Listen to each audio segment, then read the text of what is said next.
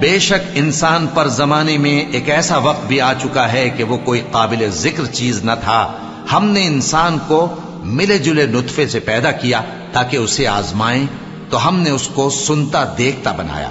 یقیناً ہم ہی نے اسے رستہ بھی دکھا دیا. اب خواہ شکر گزار ہو خواہ ناشکرا. بے شک ہم نے کافروں کے لیے زنجیریں اور طوق اور دہکتی آگ تیار کر رکھی ہے. جو نیکوکار ہیں وہ ایسی شراب پیئیں گے جس میں کافور کی آمیزش ہوگی.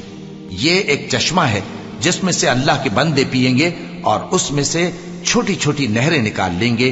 یہ لوگ نظریں پوری کرتے ہیں اور اس دن سے جس کی سختی پھیل رہی ہوگی خوف رکھتے ہیں، اور باوجود کہ ان کو خود کھانے کی چاہت ہوتی ہے مگر فقیروں اور یتیموں اور قیدیوں کو کھلاتے ہیں، اور کہتے ہیں کہ ہم تم کو محض اللہ کی خوشنودی کے لیے کھلاتے ہیں، نہ تم سے بدلہ چاہتے ہیں اور نہ شکر گزاری.